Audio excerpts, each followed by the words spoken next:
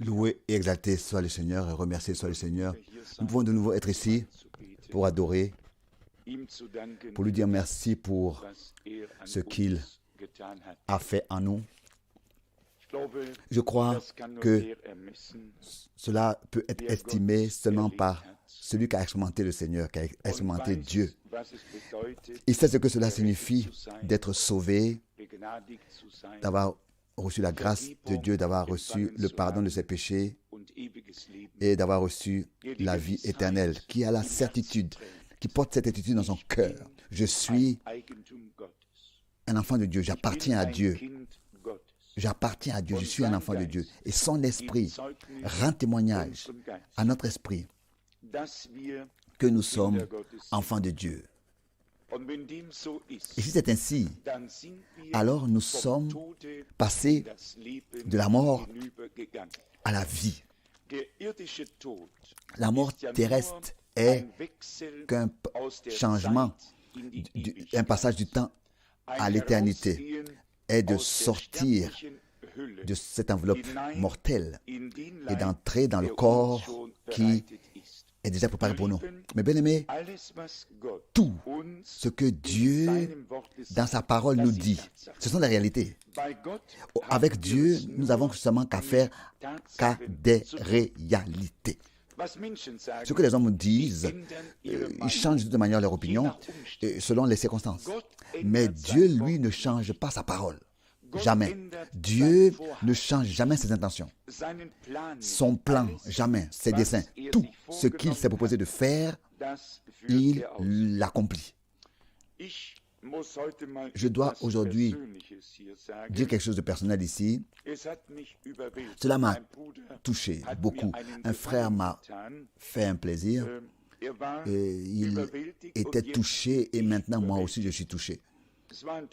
C'était un très cher frère qui, aux réunions de la fin de l'année, était venu. Et peut-être que c'était pour la première fois, je crois, avec toute sa famille, oui. Et il avait de l'asthme accentué, il était très malade et il est venu à la prière. Et Dieu l'a guéri.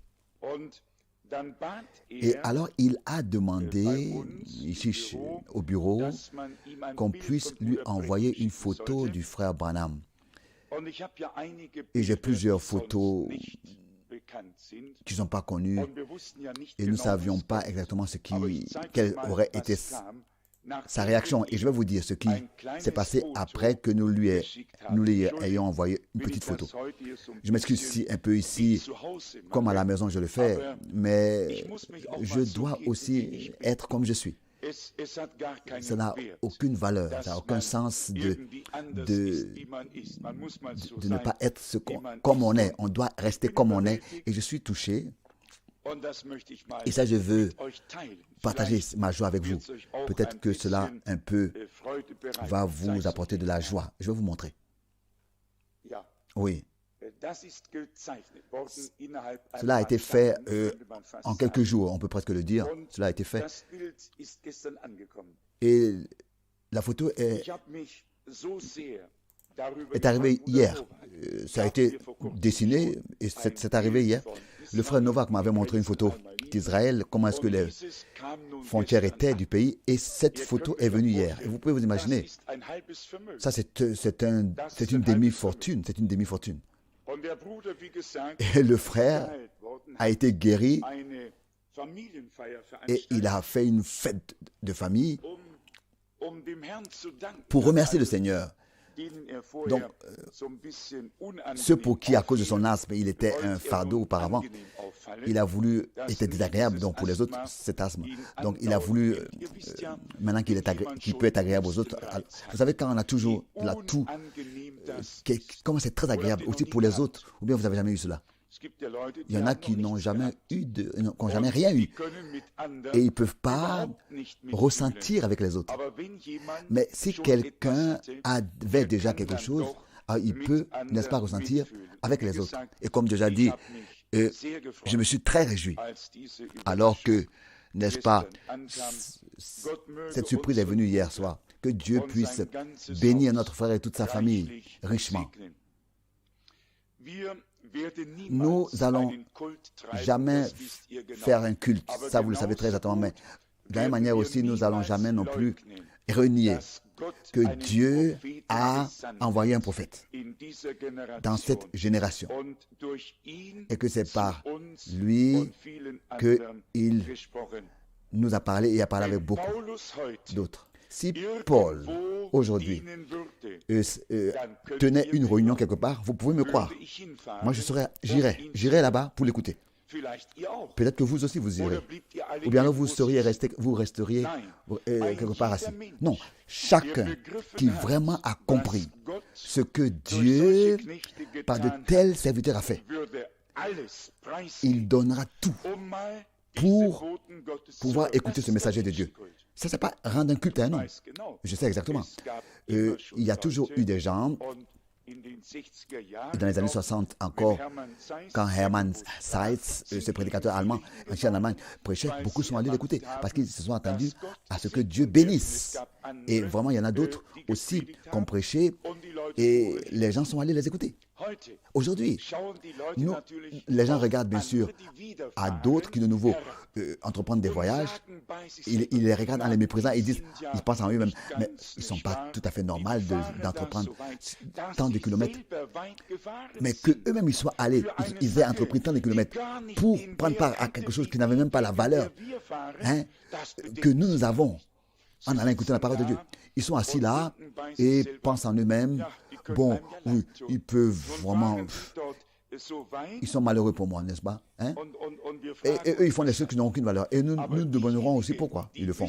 Mais ceux qui savent pourquoi ils entreprennent de tels voyages, ils ne posent plus la question. Ils vont tranquillement, ils écoutent la parole de Dieu et ils sont bénis. Et c'est ainsi que cela peut se passer, qu'il y en a qui ont fait la même chose et ensuite jugent d'autres quand ils font quelque chose et qu'en fait, eux-mêmes, ils font la même chose. Vous savez, le chemin de notre Dieu, lui, continue toujours malgré tout.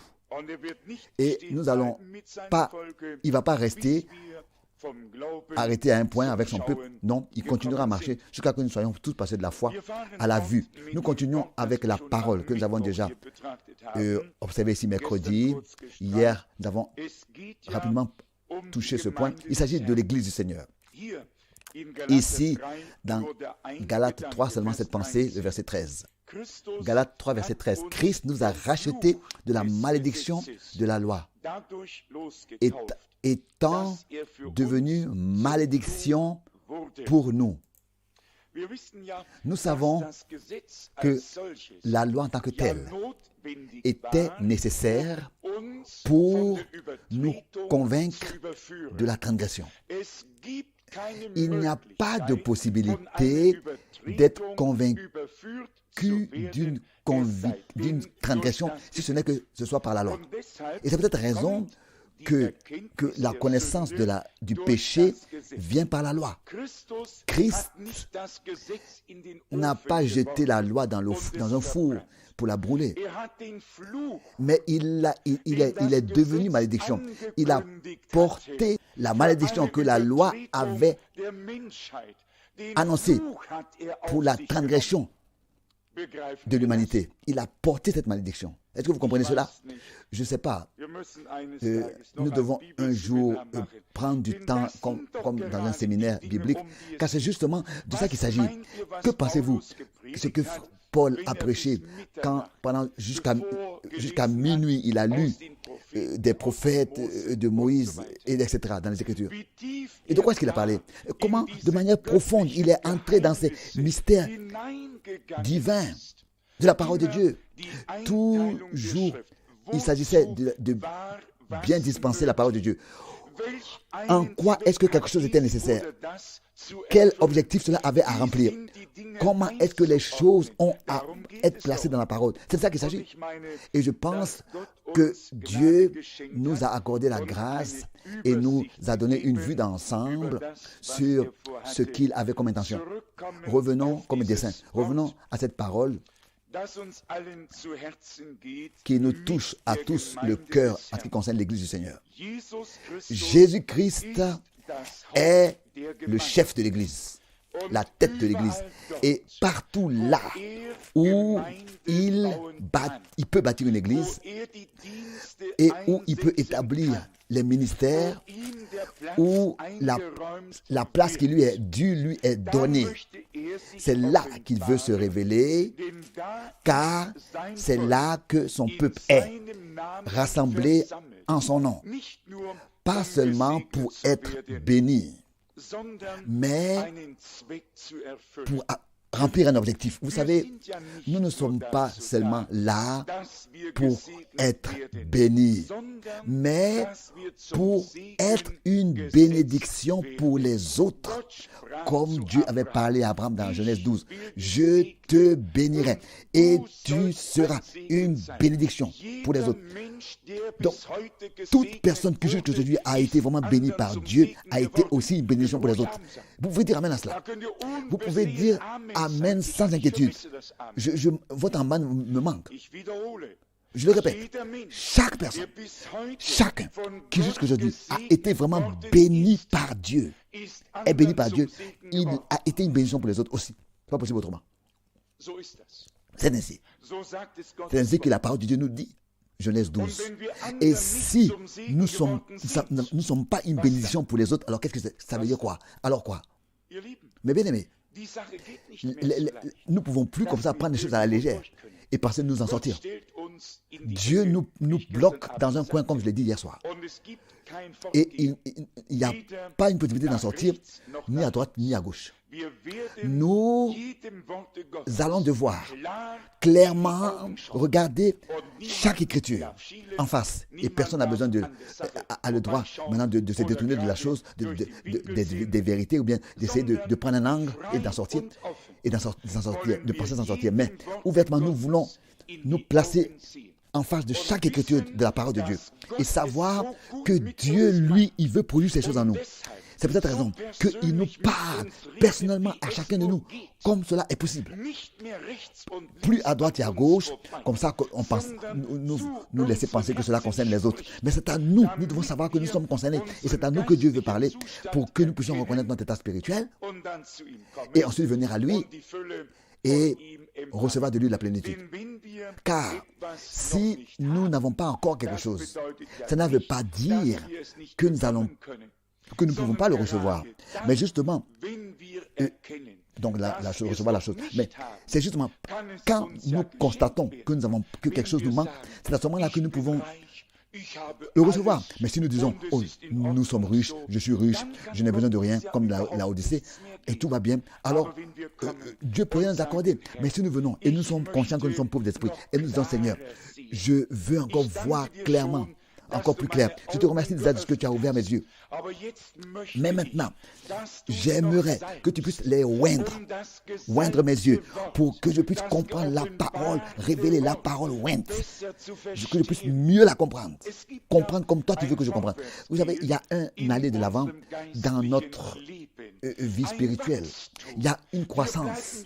Nous ne restons pas quelque part, nous ne stagnons pas quelque part, et nous ne sommes pas dans la foi de rester des enfants toute notre vie, mais nous devenons adultes. Nous grandissons à la stature parfaite de Christ. Dans la stature, nous grandissons, nous passons de connaissance en connaissance et d'une expérience à une autre, d'une clarté à une autre. Clarté et d'expérience à expérience. Et ça, c'est le chemin que Dieu nous conduit. Et je pense que plus nous nous rapprochons de la fin, et plus puissamment, plus clairement, plus dans toutes leurs circonférences, Dieu veut nous révéler les choses, jusqu'à ce que nous entrons dans toute la plénitude qui est préparée pour nous, qui a été préparée pour nous. Et je crois que quelqu'un l'a déjà mentionné dans la prière hier soir ou bien mercredi soir, je ne sais plus exactement. Mais alors que Salomon, n'est-ce pas, dans l'Ancien Testament, avait consacré le temple, la gloire de Dieu est descendu et a rempli le temple. Sans la gloire de Dieu, sans que Dieu ait établi sa demeure parmi son peuple par ce temple, tout le bâtiment aurait été un bâtiment en pierre et c'est tout. Une maison comme toutes les autres maisons. Comme aussi souvent je l'ai dit de l'Arche de l'Alliance. L'Arche de l'Alliance, sans le témoignage de Dieu en elle, était qu'une boîte. Mais avec la parole de Dieu en elle, avec le témoignage, c'était une arche de l'Alliance. Et partout où elle a été portée, il y avait la bénédiction. Même à Édom, dans la maison de cette personne là où l'arche de l'Alliance a été laissée, un homme incrédule en fait, un croyant. Mais quand l'arche de l'Alliance a été placée chez lui, il y a eu la bénédiction dans toute sa maison et dans tout son environnement, son voisinage.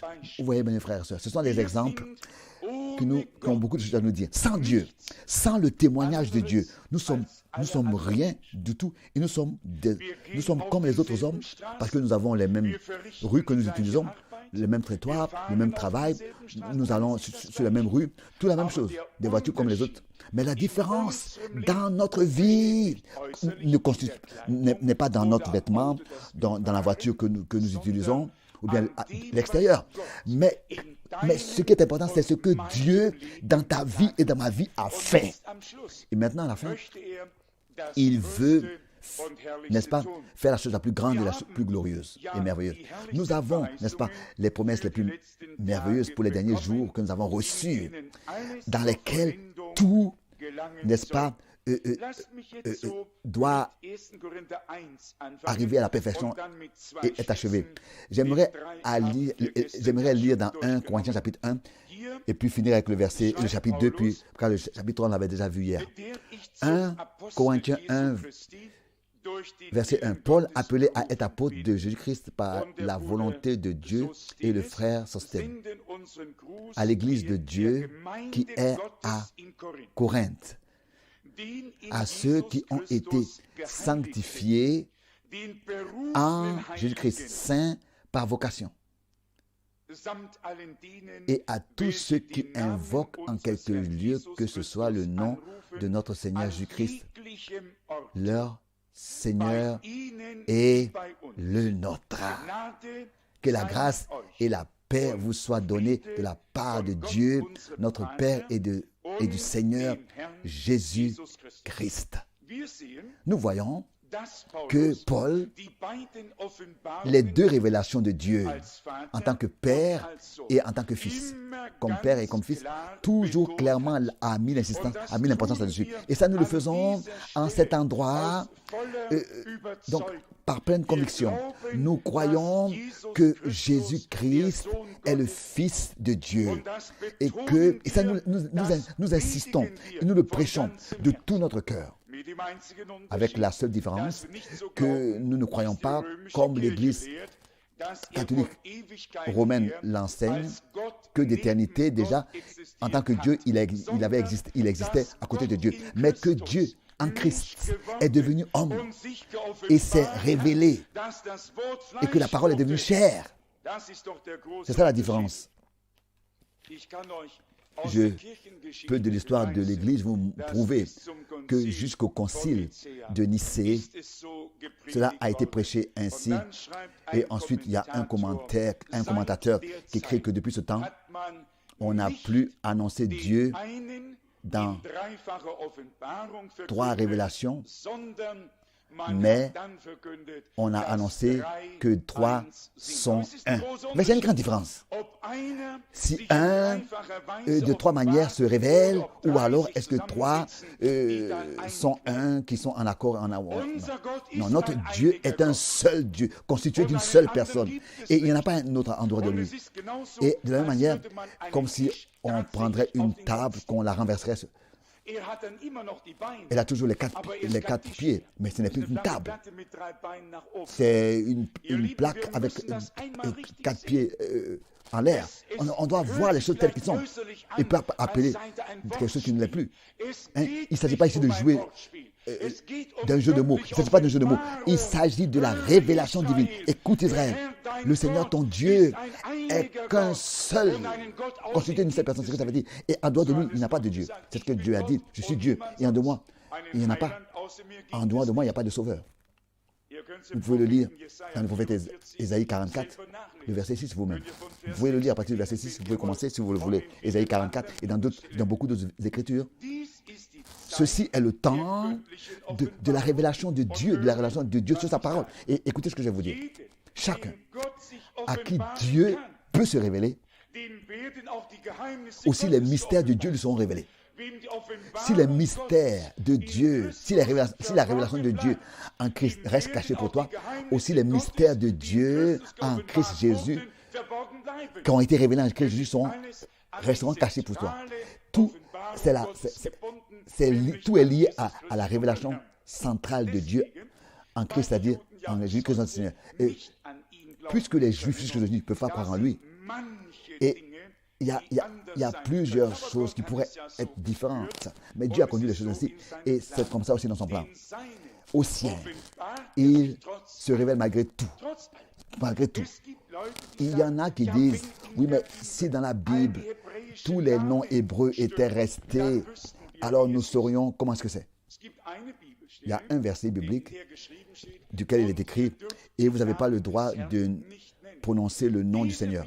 Cette écriture, les Juifs l'ont prise, et le nom original, Yahshua et Yahvé, ils n'ont plus voulu le prononcer parce qu'ils voulaient obéir au commandement de Dieu de ne pas prononcer le nom du Seigneur. Mais bien aimé, ça ce sont des choses qui ont été mal comprises.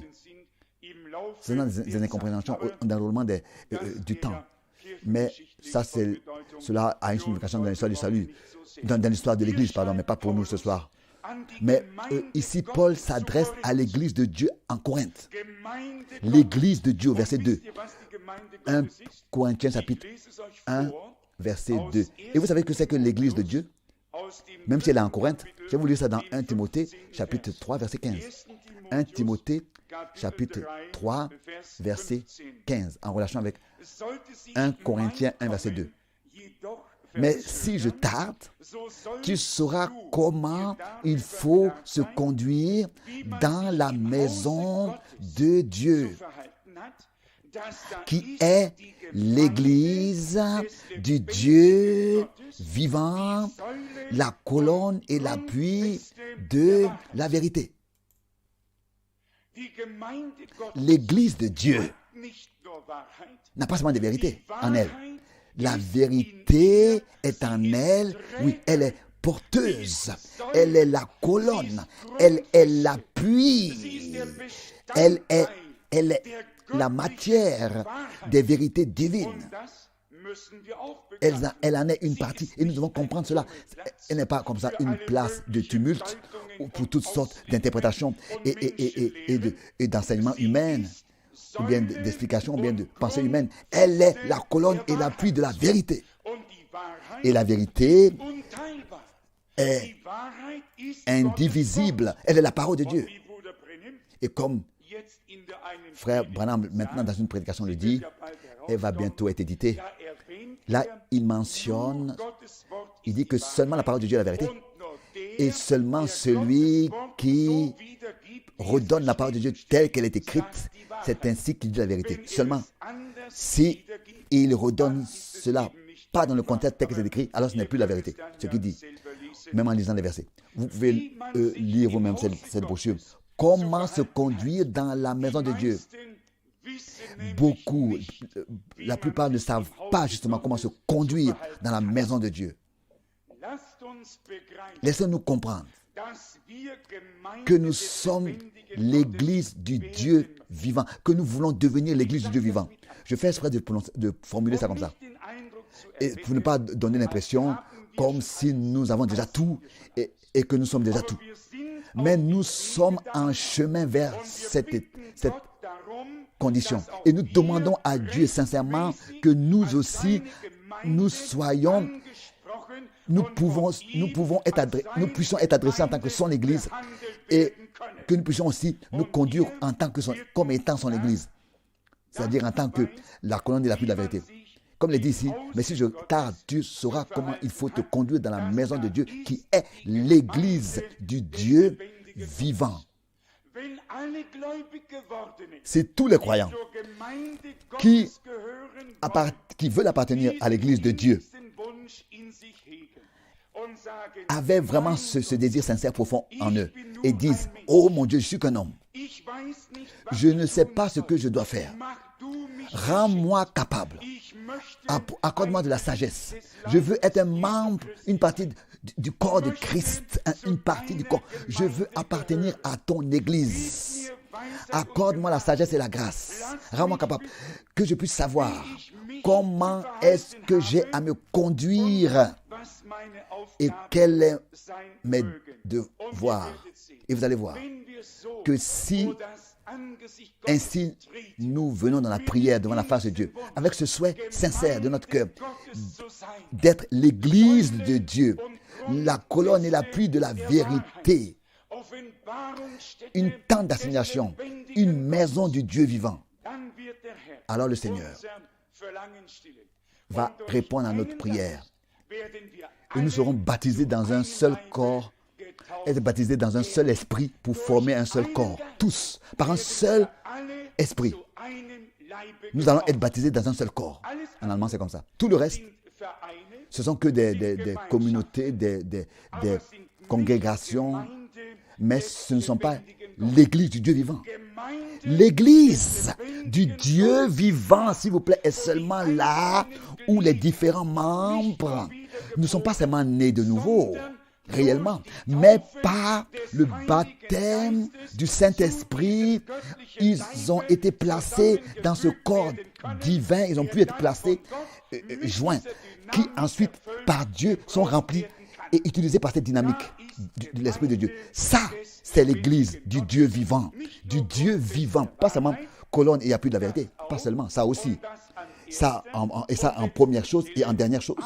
Mais aussi pouvoir être utilisé par Dieu pour le ministère qu'il a donné. Et pour cela, il faut être baptisé dans le corps, dans un même esprit. Et ici, Paul dit dans 1 Corinthiens 1, verset 2, à l'Église de Dieu qui est en Corinthe, à ceux qui ont été sanctifiés en Jésus-Christ. Jean 17, verset 17. Je me sanctifie pour eux, pour que eux aussi, ils soient sanctifiés dans la vérité. 1 Corinthiens 1, verset 2. La sanctification divine a lieu dans la vérité, pas sans la vérité. Et l'esprit de la vérité produit cette sanctification divine en ceux qui sont nés de nouveau de la vérité. Nous sommes de la vérité, nous sommes dans la vérité, comme hier soir nous l'avons déjà observé. Dieu a rétabli la relation du ciel sur cette terre, avec cette terre. Il est venu à nous, en venant à nous, il est devenu homme en Jésus-Christ, notre Seigneur. Dieu n'est jamais né. Dieu n'est jamais mort. Mais Jésus-Christ est né. Jésus-Christ mourut et est ressuscité. Mais quoique Jésus, à 100% dans le corps, était homme, et trouvé comme un nouveau-né, enveloppé dans la paille. Mais la chose divine qui était invisible, a englouti le terrestre, comme j'aimerais le dire, de certains pères de l'Église qui l'ont formulé ainsi. Et je vous pose la question. Si Jésus-Christ est Dieu et homme, a été Dieu et homme en un seul, alors la réponse est très facile, que la chose divine a dominé le terrestre et a été vainqueur. Et ça a été ainsi, comme ça, exactement. Il mourut en tant qu'homme pour l'humanité, comme homme pour l'humanité, et son saint sang, qui était le sang de Dieu, il a versé le sang divin pour justement appeler à l'existence une église qui est la race de Dieu, ainsi pour devenir enfant de Dieu par la foi en Jésus-Christ notre Seigneur. La race de Dieu. Ici, il est même dit aux saints par vocation. Les saints qui ont été appelés par Dieu, ici, sont adressés dans cette parole et à tous ceux qui invoquent en quelque lieu que ce soit le nom de notre Seigneur. Il relie le verset 2 de 1 Corinthiens 1. Que ce soit le nom de notre Seigneur Jésus-Christ En tout lieu. Ici, nous sommes inclus. En quelque lieu que ce soit, nous sommes inclus. Donc cette parole n'est pas seulement adressée à l'église en Corinthe, aux Corinthes, écrit à eux, mais adressée à tous ceux qui ont été appelés à sortir, à tous ceux qui sont sanctifiés en Jésus-Christ, à tous ceux qui sont saints par vocation, en quelque lieu que ce soit. Donc aussi ici, avec nous, chez nous. Cette parole nous s'adresse à nous tous, à chacun, très directement, personnellement.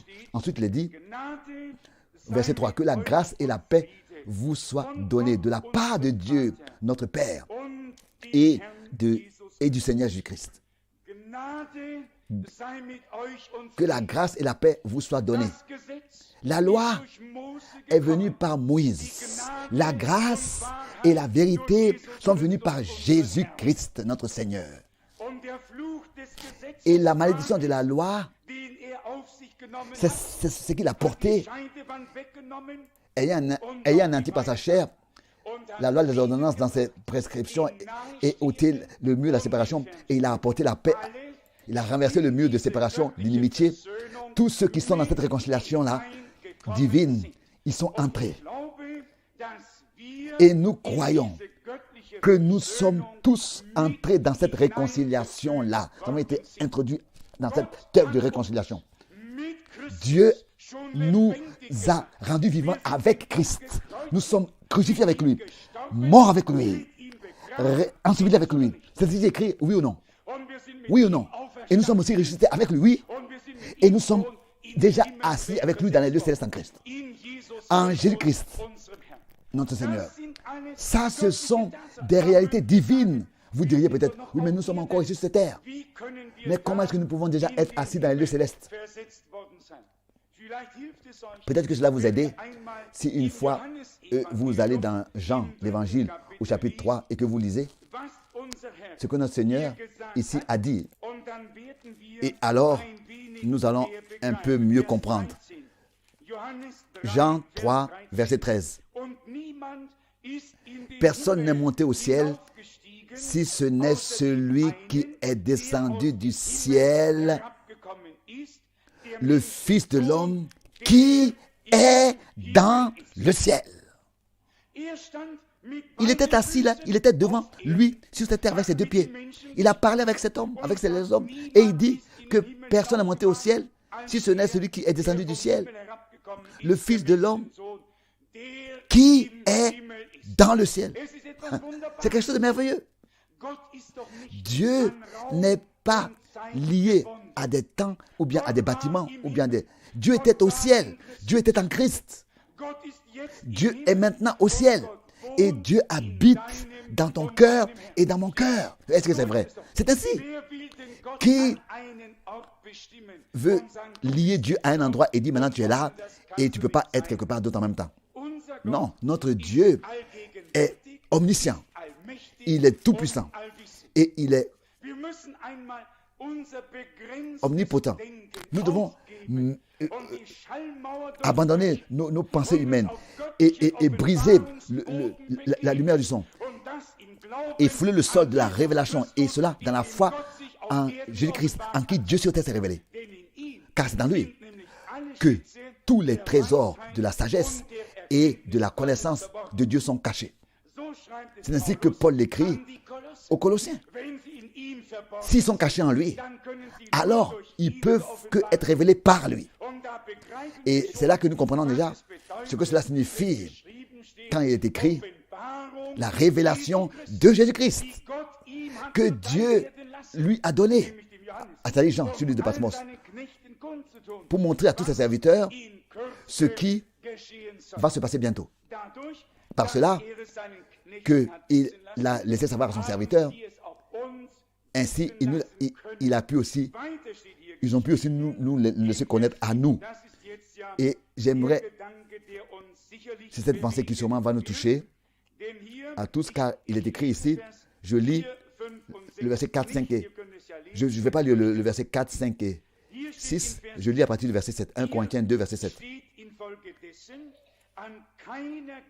De sorte qu'il ne vous manque aucun don dans l'attente où vous êtes de la manifestation de notre Seigneur Jésus-Christ. Aussi cette parole, le verset 7, semble aussi être écrite pour la fin. Dans l'attente où vous êtes de la manifestation de notre Seigneur Jésus-Christ. Dans ce contexte des choses, il est dit, il vous affermira de sorte qu'il ne vous manque aucun don. Dans ce contexte, ça veut dire que Dieu a restauré tout. Au temps où les croyants seront dans l'attente de la manifestation de notre Jésus-Christ, ils ne manqueront d'aucun don, parce que Dieu a dit qu'il rétablira toutes choses. Il rétablira les jours. Et avons-nous pas considéré que les paroles de Dieu et les actions de Dieu sont toujours en accord, en harmonie? Les paroles de Dieu, ce que Dieu dit et ce que Dieu fait, doit toujours être en accord. Et nous sommes reconnaissants pour cela. Et heureux. Vous pouvez lire la Bible. Tout ce que Dieu a dit, il a toujours fait. La parole de Dieu avec l'action de Dieu sont toujours en accord. Si des promesses existent pour l'Église que Dieu a données, alors il ne peut rien faire d'autre que de veiller sur sa parole pour l'accomplir. Croyons simplement de tout notre cœur que Dieu, ce n'est pas en vain qu'il s'est donné tous ses efforts. Il a restauré sa parole, tout ce qui était perdu en révélation divine, en mystère. Il a tout révélé. Maintenant, il veut restaurer et manifester sa puissance à ceux à qui il a révélé sa parole. Et à cela, j'aimerais aussi lire une parole concernant cela. Vous pourrez en fait lire aussi le verset 8, le verset 9.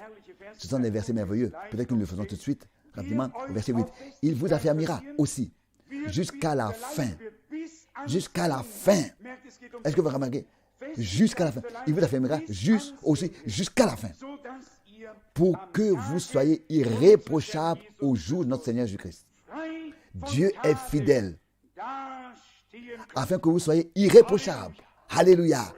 Irréprochables au jour de notre Seigneur Jésus-Christ.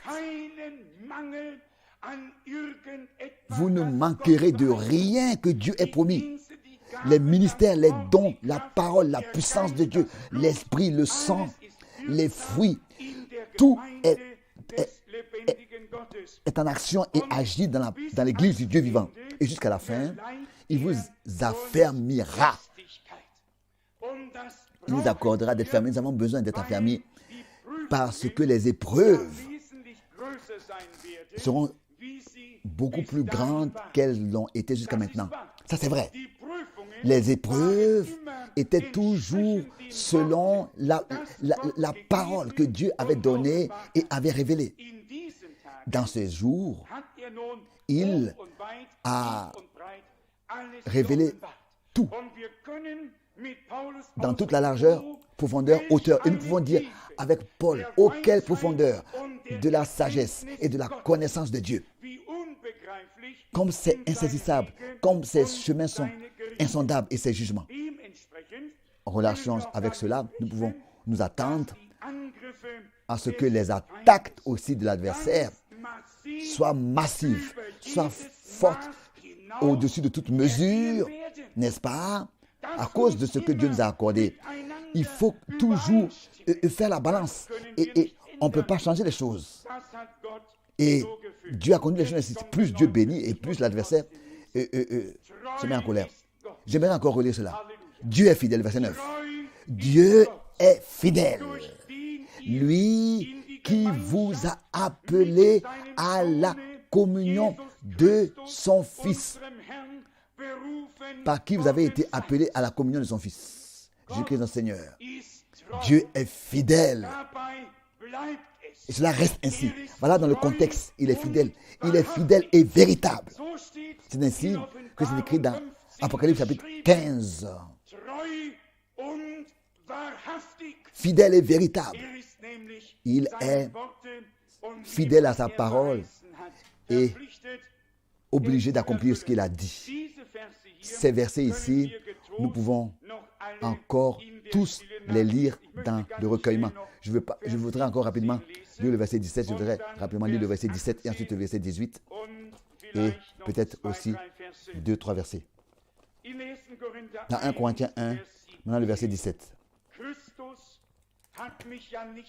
Ce n'est pas pour baptiser que Christ m'a envoyé, c'est pour annoncer l'évangile. Et cela sans la sagesse, et cela sans la sagesse du langage, afin que la croix de Christ ne soit pas rendue vaine. Et ici aussi, nous restons un moment. Il y en a qui réellement ont écrit que Paul, n'est-ce pas, n'a même pas baptisé, pas du tout. Et il n'a même pas trouvé nécessaire de se laisser baptiser. Et ça, c'est pas vrai. Paul a su, mais Paul a su que d'autres sont là qui peuvent baptiser.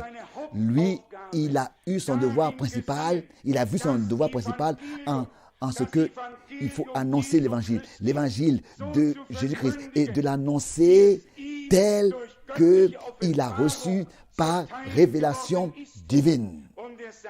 Et il dit ici, et cela sans la sagesse du langage, afin que la croix de Christ ne soit pas rendue vaine. Mes bien-aimés, nous avons besoin d'une expérience personnelle avec Dieu, dans laquelle la parole de la croix et le crucifié et ce qui a eu lieu pour nous à Golgotha dans notre vie produisent son effet. Sinon, nous pouvons prêcher sur Christ, chanter sur lui et même se disputer. Beaucoup aussi le font. Et cela ne sert à rien, à personne. Paul, ici, exprime qu'il a été envoyé, c'est pour annoncer l'évangile. Et cela sans la sagesse du langage, afin que la croix de Christ ne soit pas rendue vaine. Donc, la croix de Christ est pleine. Elle n'est pas vaine. Elle n'est pas rendue vaine. Si elle ne doit pas être rendue vaine. Donc, elle est pleine d'effets. Il y a quelque chose dans la croix. Dans l'annonce de l'évangile, il y a une puissance, il y a quelque chose. C'est pas rendu vain. C'est pas sans effet. Est-ce que vous comprenez? Et ici, au verset 18, vous allez comprendre pourquoi. Car la prédication de la croix est une folie pour ceux qui périssent, mais pour nous qui sommes sauvés, elle est une puissance de Dieu. Par la sagesse du langage, par la sagesse humaine, la puissance de Dieu ne peut pas être manifestée et produire son effet et accorder l'expérience à la personne. Nous devons prêcher, annoncer Jésus-Christ crucifié d'une manière que la pleine puissance de Dieu, telle qu'en Christ le crucifié, elle a été manifestée. Il faut que la même puissance se manifeste en ceux qui écoutent la prédication de lui le crucifié. Sinon, la croix et toute la signification qui est liée à l'œuvre de Golgotha est rendue vaine.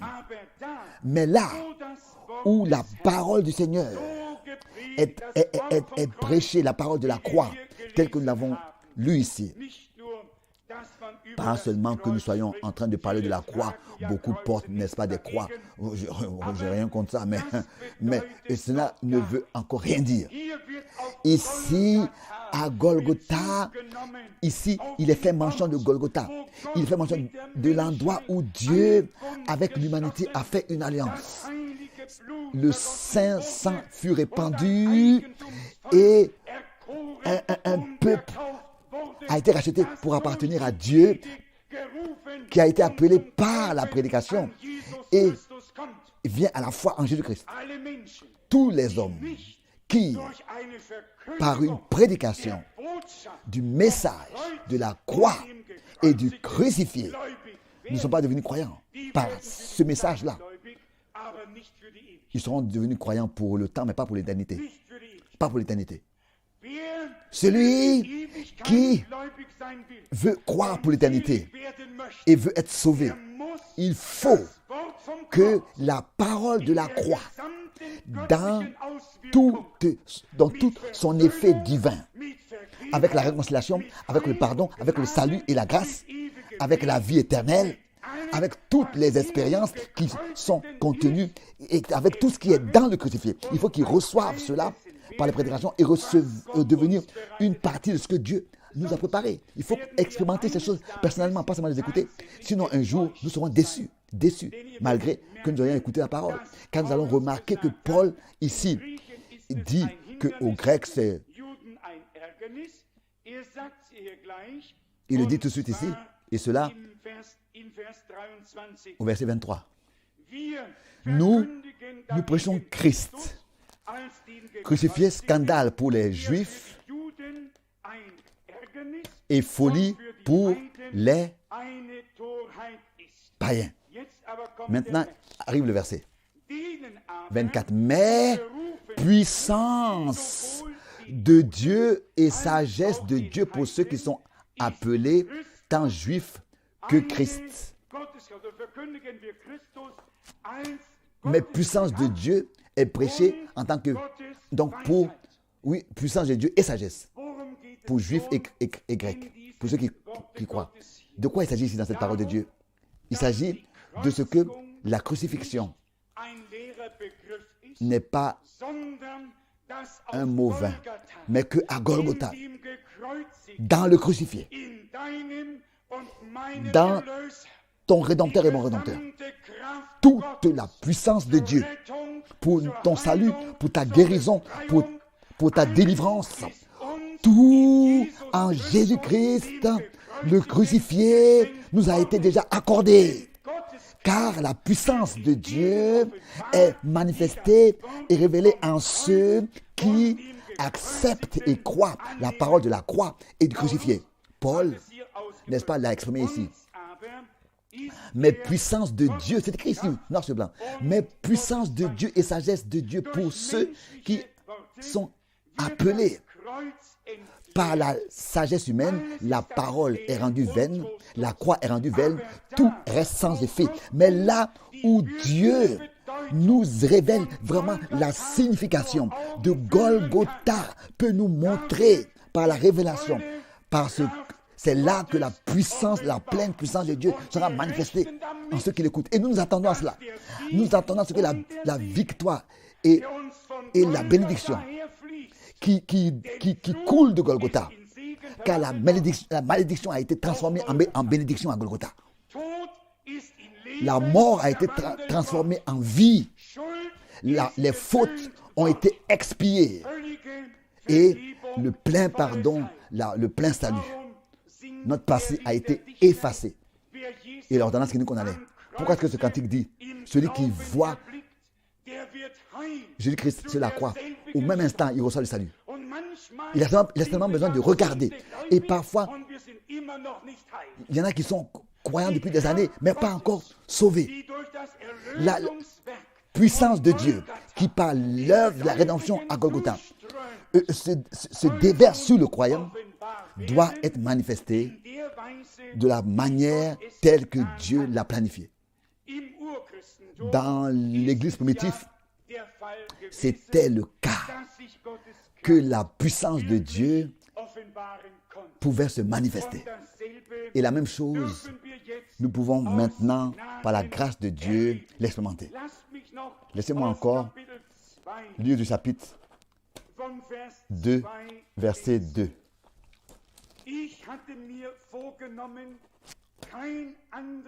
Car je n'ai pas eu la pensée de savoir parmi vous autre chose que Jésus-Christ. Et Jésus-Christ crucifié. Moi-même, j'étais auprès de vous dans un état de faiblesse, de crainte et de grand tremblement. Et ma parole et ma prédication ne reposaient pas sur les discours persuasifs de la sagesse, mais sur une démonstration d'esprit et de puissance. Maintenant arrive l'explication pour cela au verset 5. Afin que votre foi soit fondée non sur la sagesse des hommes, mais sur la puissance de Dieu. Dans un autre verset, Paul aussi l'a dit, alors qu'il était là-bas, il voulait aller à Corinthe, qu'il voulait examiner les gens pour voir dans quel état ils sont. Et il ne voulait pas les examiner par leur parole, mais par leur puissance. Et il dit, c'est peut-être raison, dans 1 Corinthiens, au chapitre 4, au verset 20, car le royaume de Dieu ne consiste pas en parole, mais en puissance. Le royaume de Dieu ne consiste pas en parole, mais en puissance. Pas dans ta et dans ma puissance,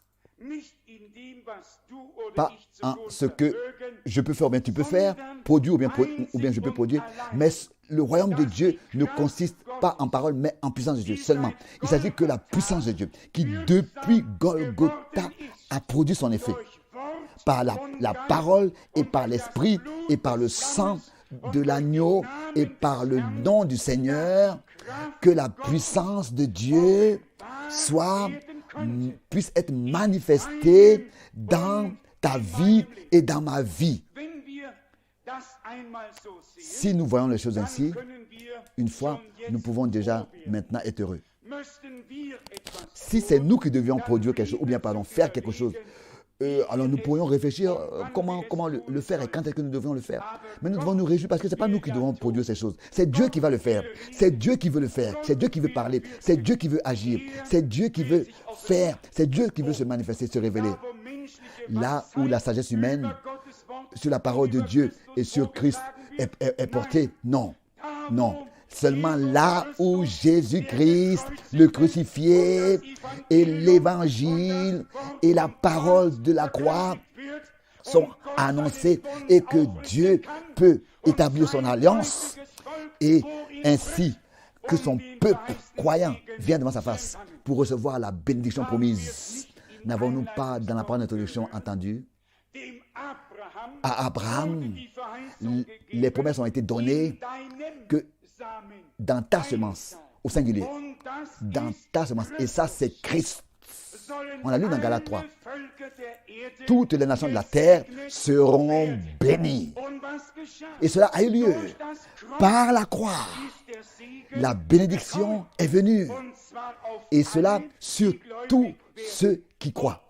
Que ce soit juifs ou alors des nations, ça n'a aucune importance. Ça n'a aucun. Ici, il est dit que Christ est les deux. Pour les croyants, il est la puissance de Dieu et la sagesse de Dieu. Il est notre rédemption.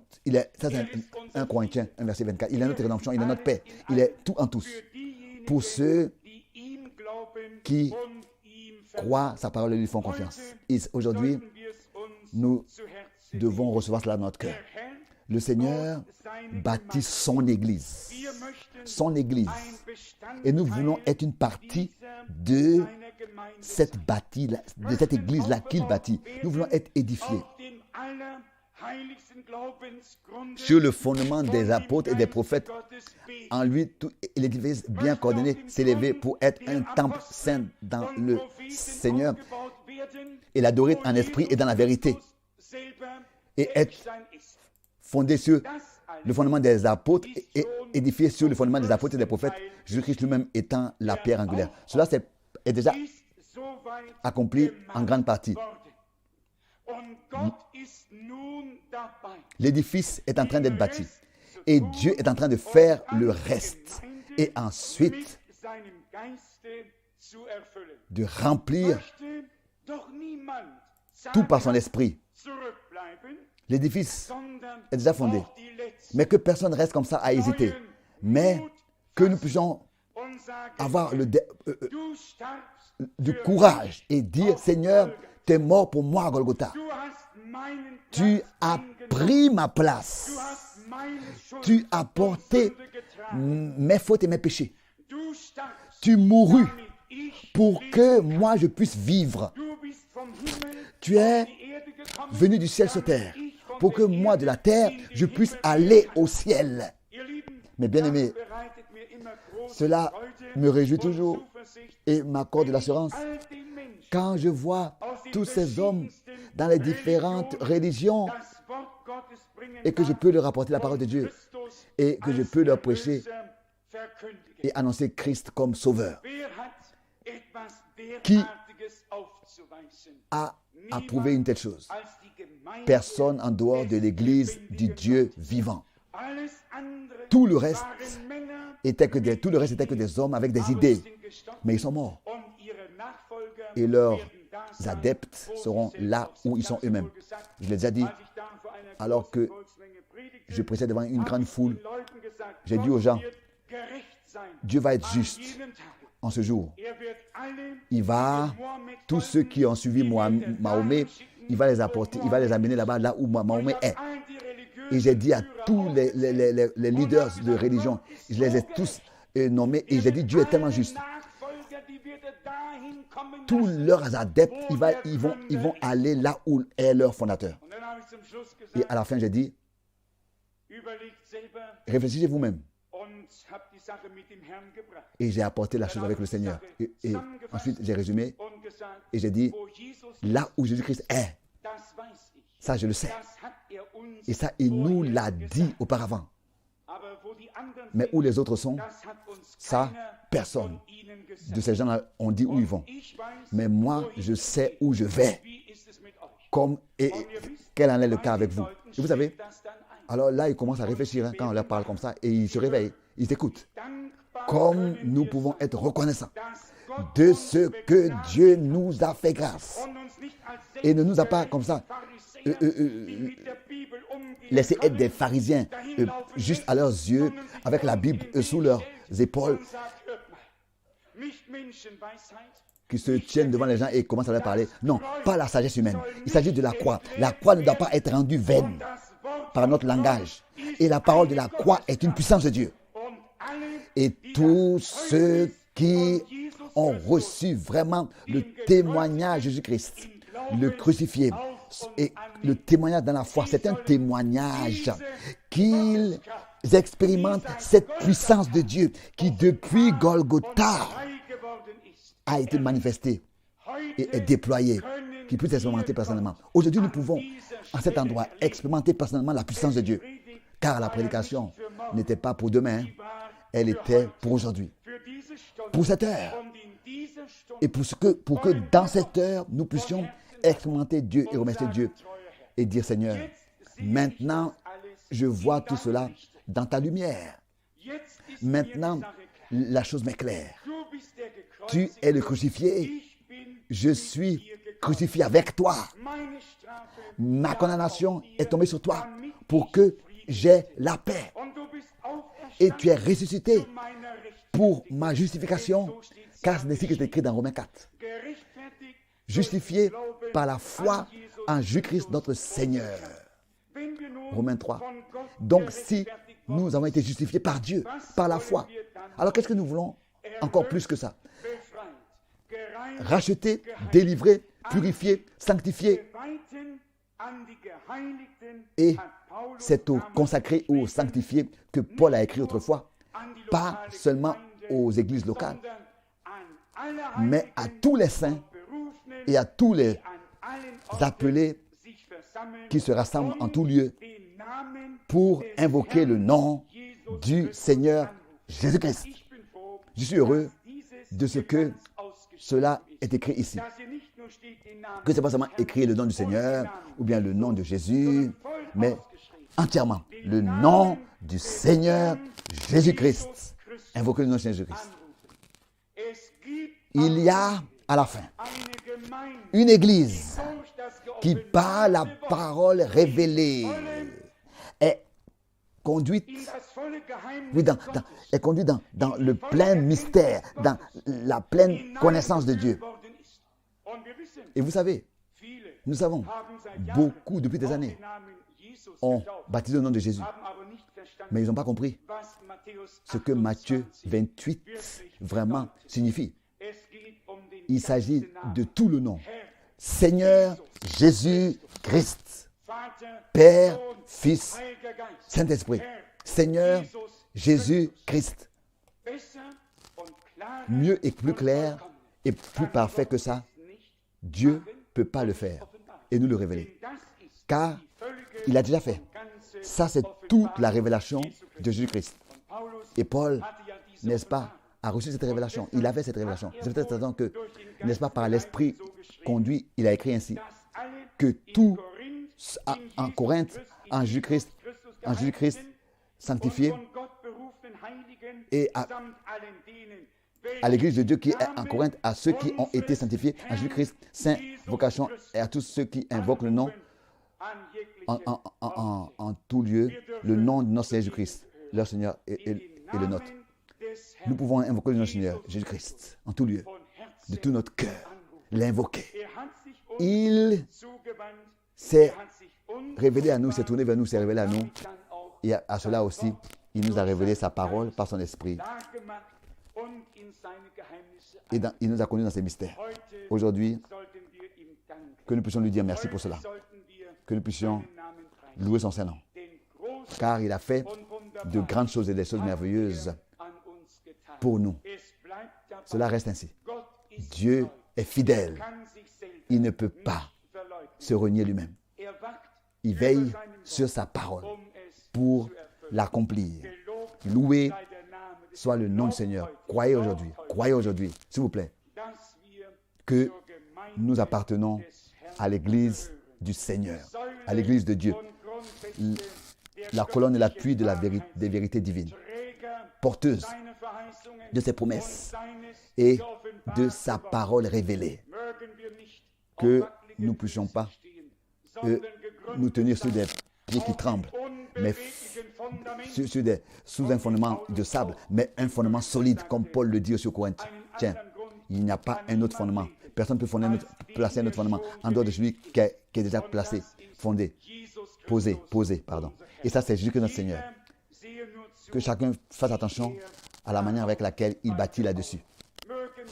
Que aujourd'hui, nous puissions être édifiés sur ce saint fondement, sur votre très sainte foi, juge d'eux, et dans la prière être lié avec Dieu, le rencontrer dans la foi. Car celui qui veut venir à Dieu doit croire que Dieu existe et qu'il est le présent et qu'il récompense ceux qui viennent à lui, qui le cherchent, il récompense ceux qui le cherchent. Comment est-ce que nous pouvons, comme ça, venir dans le doute, dans la prière avec Dieu? Dieu n'exaucera pas notre prière, il n'écoutera même pas. Non, le Saint-Esprit produit la foi sous l'écoute de la parole de Dieu. Et nous venons dans la foi. Nous ne sommes pas ici seulement pour écouter. Nous sommes ici pour que en nous, la puissance de Dieu puisse produire quelque chose.